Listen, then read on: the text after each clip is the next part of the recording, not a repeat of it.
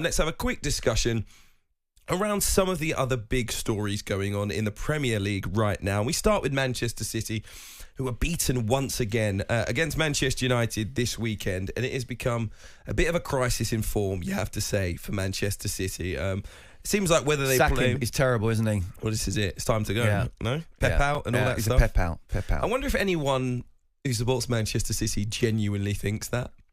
Because there was a time, I honestly have to tell you this story. When I lived in Manchester, a colleague of mine who was a City season ticket holder, this is when City were just winning everything, but it's about 5 years ago. They were a brilliant, brilliant team. Said that he'd gone to a game and the season ticket holder behind him was like, oh, I'm tired. They'd lost one game. It was like the first time they'd lost at home for about 2 years. And he just heard the guy behind him say, I've had enough of this. I'm not coming ever again.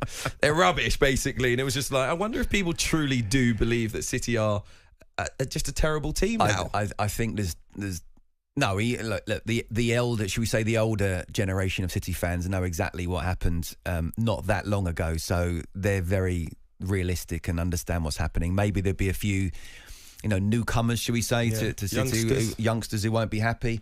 I mean, look, I think I've gone on record many times about what I think of Pep Guardiola. I think he's not just the greatest manager in the world right now, but he's absolutely one of the greatest ever. And it's very subjective to say the greatest, so I understand that. And I hear people saying this is Pep's first test that he's had in his career. And I find that incredible. I really do. When he took over at Barcelona, they hadn't won a major trophy in 2 years. That's a crisis at Barcelona. He decided he had to get rid of Ronaldinho, Deco. Took him a year to get rid of Eto'o. What happened? Treble in his first year. What happened in his third year? Treble in his third year as well. Do you not think along the way, especially when he was meeting Jose Mourinho's Real Madrid in those semi-final and Mourinho being the way he was, there were tests there. Tests when he first took over at Barca, when they lost and they drew, and it took Iniesta to come in and say, we believe in you, keep on going. He went to Bayern Munich after they won the treble. And yet Karl-Heinz Rummenigge, they didn't win the Champions League, but Karl-Heinz Rummenigge said, he improved Bayern Munich. Philipp Lahm turned around and said, I can never be a manager because I've seen how Pep works.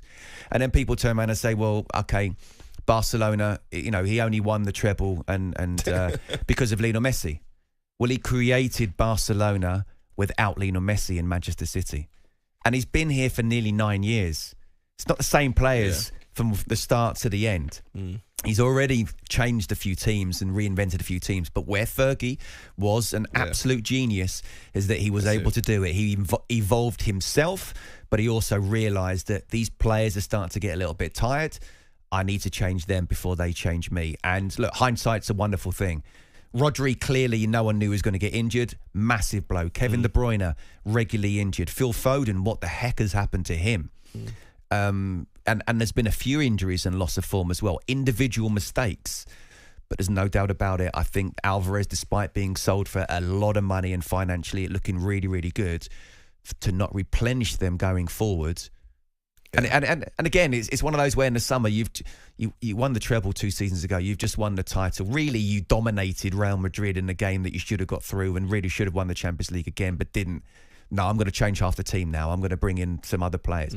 Not an easy thing to do, but with hindsight, perhaps he certainly should have brought some more players in. They're going through a bad time, but please don't tell me this is Pep's first biggest test.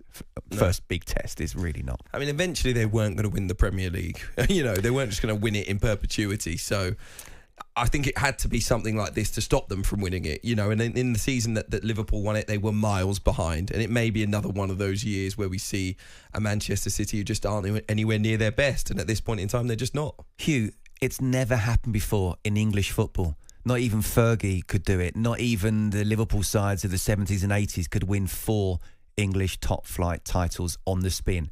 I've been saying for the last 12 months, they've got to fall away at some point, and they didn't last season. They've done it now. Now it's been quite spectacular. What is it, 1 win in 11 now? And a lot of those are defeats, and he has to find a way. But please, this is Pep Guardiola we're talking about. He won't walk away. He'll be up for this battle for sure. He does deserve more scrutiny, though.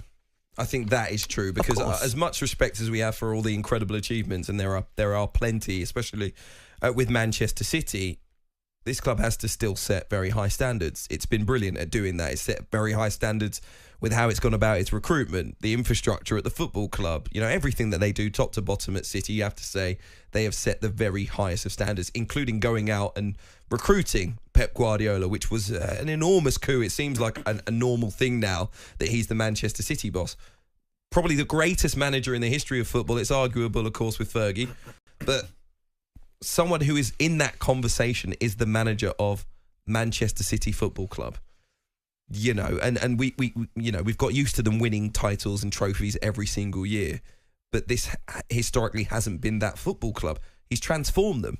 Bringing him to that football club was a masterstroke, obviously. Now, you need to have the money to be able to do that, and clearly City do, but there are a lot of managers who would have just said, oh, it's not Manchester City, not for me. You know, they would have. They would have said, I get it. Liverpool, Barcelona, Real Madrid, Juventus. You know, I get it. But Hugh, the owners were clever. The owners were clever. They brought in Ferran Soriano and Chiqui Begiristain, who were working with him at Barcelona. They set the scene and laid the foundations. United wanted him. Chelsea wanted him. He didn't like the way Abramovich just sacks managers on a regular basis, so he didn't want to go down. He wanted a club that had a similar philosophy, not necessarily history, but a similar philosophy to what he likes. So the owners were very, very clever what they did. They laid the foundations to bring him in. They brought him in. You know, City were doing very well in one of the top clubs. It's not as if they were back in the third division, you know. But if they're a big club, and if this persists, you get rid of the manager. No. I'm not saying they should. You give him... but I'm saying it's a devil's advocate question. No, I'm not saying they should, because I wouldn't, but that's what happens at big clubs. This fall off, Hugh, this fall off of this season, again, has been spectacular, but they just created history in over 150 years of English football. It's never been done before. Do we really believe they were going... And they still might. They're still not 100% out of it, but I don't think they will. I said at the start of the season, I don't think they will. But they really think they were going to go on and win 5 straight titles when no one had done 4 before? Come on. Now, what are you going to do about it? Are you up for the fight? Well, this is where big club mentality comes in. This is where because I don't think most big clubs, you know, Real Madrid wouldn't say, we've won loads of trophies in the last 5 years. Don't worry, you can lose Real 8 Madrid games don't out of care 11. about managers. It's not about managers for them. Manchester City are different. No, but my point is about Pep Guardiola. They wouldn't accept that run of results. But they again, I've just justified why there's been a fall off in terms of they're not robots, Hugh. They've just created history. This year, I genuinely thought they were never going to win it. They still might, but I didn't see this kind of fall off. Injuries, loss of form. Pep, what are you going to do about it? What do we need to do to turn this around? You don't get rid of Pep Guardiola like that. You just don't. No. He's an absolute... He's the Steve Jobs of football. So, but are you up for the fight, Pep? It's interesting. He's just signed a new 2-year contract. Can I just ask a question? Because I think there are some big clubs in the history of English football that we know where the line is. You know, we go, well, Man United shouldn't be finishing that low, and Chelsea can't be finishing that. We know where the line is at various clubs. And obviously, Pep's changed everything at Manchester City. Where is what's acceptable for the lowest place finish for Manchester City? I think this season, look, they have to not this season, just generally. They have to be finishing. If City were to finish 8th, like Man United finish 8th. Do you know what? If they get rid of Pep, there's every chance that could happen. No. I'm just asking you, like, if they finished 8th, is that? No, of course, it's not acceptable. But it doesn't mean to say that you're going to get rid of. No, and I'm not saying that. So but again, this is where wonder short-termism comes in the world that we live in. That everyone's like, this is rubbish. 2 months ago, they hadn't lost a game. No, I know. 2 months I'm not ago, saying they should get rid of him. I just wanted to know how things have changed when it comes to our thoughts around where Manchester City are as a football club. Hugh, you build again. You look him in the whites of his eyes. But most clubs would build with a new manager. Most top clubs would. Most top clubs wouldn't accept an 8th place finish. Do you think they should? No. Right. But I'm just wondering where the line is. It's only because it's him, though. The line is... It's not because it's any Manchester City manager. It's only because it's Pep.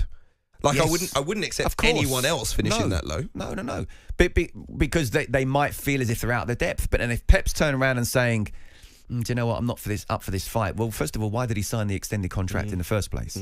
So what do we need to do? You've just created English history. Not expecting you to do it again because you're not going to be there for that long. I have to go back again to say this was always going to happen. Not quite the 1 win in 11 and 7 or 8 defeats, whatever it is. But they just can't keep on going all the time. So now we need to rebuild. Okay. City have the money. Let's go again. On AM, on DAB, via the talkSPORT app and on your smart speaker. talkSPORT.